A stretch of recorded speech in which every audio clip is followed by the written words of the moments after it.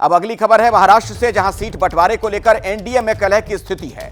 अजीत पवार का जो गुट है वो चाहता है कि कम से कम 50 सीटें उन्हें दी जाएं, लेकिन सीएम शिंदे इसके लिए तैयार नहीं। सूत्रों के मुताबिक अजीत पवार का गुट जिन सीटों की मांग कर रहा है उनमें से कुछ सीटें शिंदे गुट की हैं। अमित शाह जब मुंबई में थे तो अजीत पवार गुट के नेताओं ने उनसे 4 बार मुलाकात की। इस बैठक में देवेंद्र फडणवीस और बीजेपी के नेता थे, लेकिन सीएम शिंदे शामिल नहीं हुए।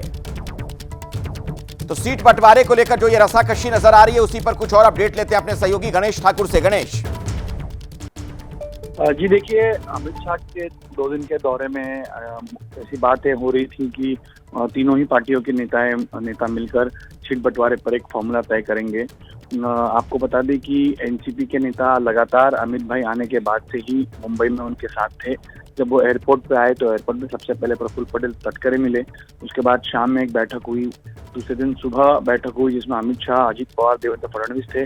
और अजीत पवार का साफ कहना है कि 60-65 सीटों की वो मांग कर रहे थे, लेकिन अभी फिलहाल जिस तरह की स्थिति बनी है तो कोई तीनों ही पार्टियां ज्यादा से ज्यादा सीटें लड़ना चाहती हैं। ऐसे में अजीत पवार ने कहा कि हमारे सिटिंग 40 एमएलए हैं, हमको मिनिमम 10+ सीटें और चाहिए, यानी 50+ सीटों की मांग उन्होंने की है।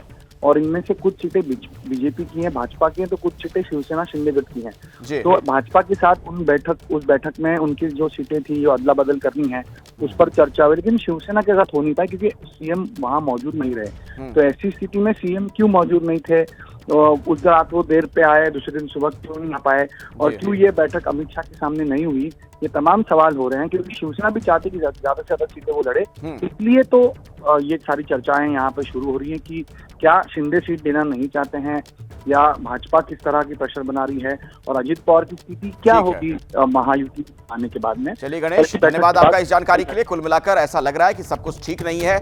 अब क्या होगा इस पर हमारी नजर बनी रहेगी।